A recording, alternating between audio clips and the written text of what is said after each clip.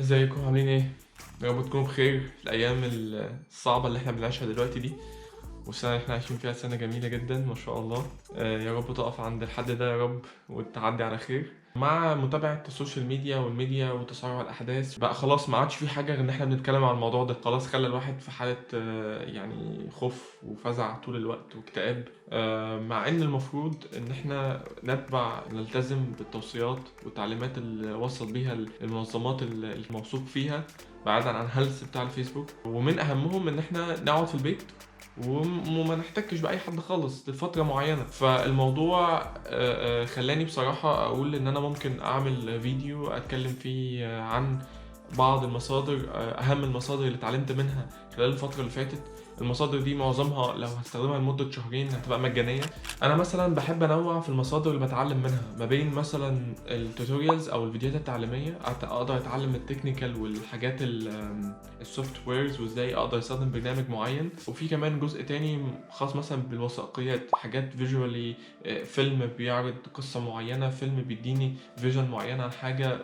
الجزء التالت ممكن يبقى في القراءه نفسها، ممكن كتاب حلو، كتاب بيتكلم في العمارة، كتاب بيتكلم في الفلسفة، كتاب بيتكلم في الفن. فأنا كان تركيزي إن أنا أجمع المصادر تخدم التلات حاجات دول.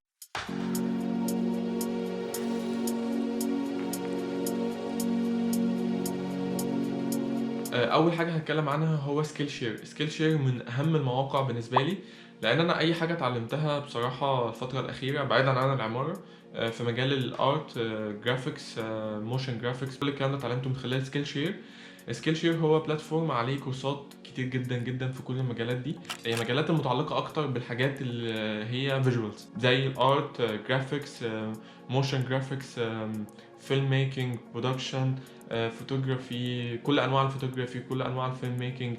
تقدر تدخل عليها في طول الوقت unlimited. مجرد اشتراكك في الويب سايت اشتراكه ب $8 في الشهر، بس اول شهرين فور فري، which is ده ميزه كويسه ان انا ممكن ابقى ادخل على الموقع وتارجت كورسات معينه واشترك فيه لمده شهرين، واقدر اتعلم خلال الشهرين الجايين حاجات كتير جدا من خلال الموقع. ولو مش عايز تكمل خلاص كانسل السبسكريبشن فور فري، واللينك هتلاقوه تحت في الديسكريبشن.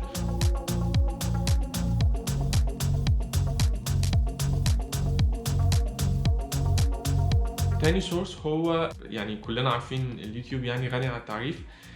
بس بصراحة أنا هفضل أقول اليوتيوب هو من أعظم الحاجات برضو اللي أنا عديت عليها الفترة اللي فاتت، لأنه شوية بيديك انسايتس، بيديك حياة أو منظور من حياة أشخاص أنت ممكن ما تقابلهمش في حياتك خالص. يعني أنا لما كنت بشوف فلوجز، فيديوهات لناس بتتكلم في الفيلم ميكينج، فوتوغرافي، بتشجع، بتقولك تبدأ ازاي، بتوصلك، تحطك على اول الطريق، كل الحاجات دي شويه مش كورسز ولا هي توتوريالز، هي حاجات ممكن تحط ايدك على اول الطريق وتمشي انت بعد كده وتكمل.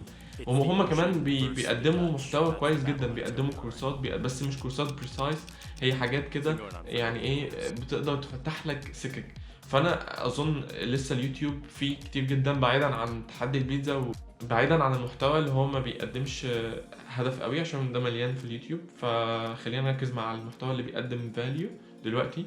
ده اللي انا اقصده. يعني ما تنسوش تتفرجوا على الحلقات الاخيره اللي نزلت على القناه من البام هاوس ومدينه لايبزيج.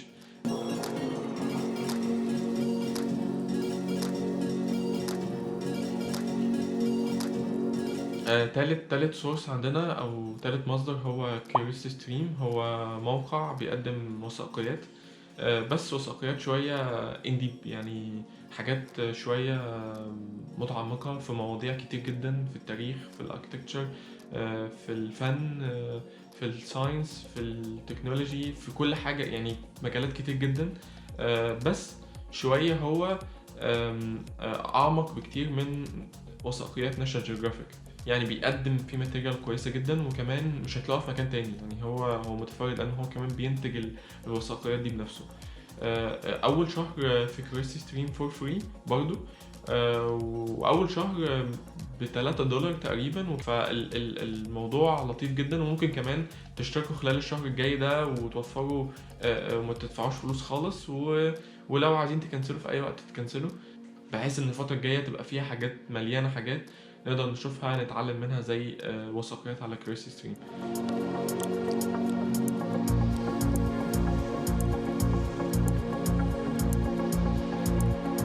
السورس الجاي هو خان اكاديمي.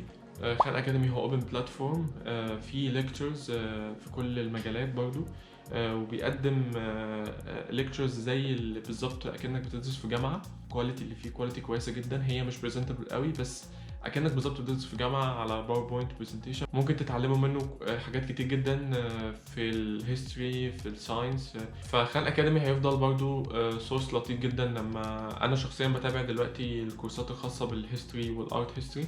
بس ده خان اكاديمي.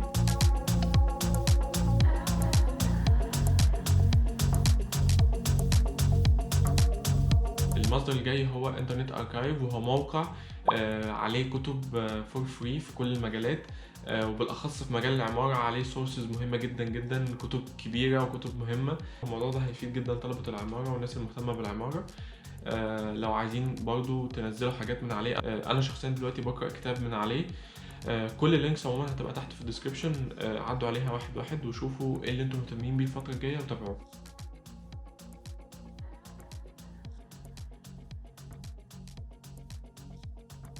وبكده انا ممكن اكون اتكلمت على مصادر بتغطي الحاجات اللي انا قلتها في الاول، ان اكون مثلا مركز مع توتوريالز ومركز مع وثائقيات ومركز مع كتاب بس. فالهدف من الفيديو ده ان انا اتكلم فيه عن مصادر تخلينا نتعلم في البيت، نشتغل في البيت، نقعد في البيت، نستفيد بوقتنا في البيت بعيدا عن القلق والفزع اللي موجود في كل حتة في العالم دلوقتي. ان شاء الله المرحلة هتعدي وهنستفيد بوقتنا، وادعوا ان الفترة دي تعدي بأقل الخسائر. انتوا كمان قولوا لي رأيكم في الكومنتس، لو عندكم مصادر افضل، حاجات تجربتكم مع مواقع ومصادر احسن، اكتبوا لي في الكومنتس، هبقى مبسوط جدا ان انا اشوف الحاجات مختلفة. متنسوش تعملوا لايك وشير لو عجبكم الفيديو وعجبكم الموضوع اللي كنت بتكلم فيه النهاردة. وبس اشوفكم على خير في الحلقة الجاية.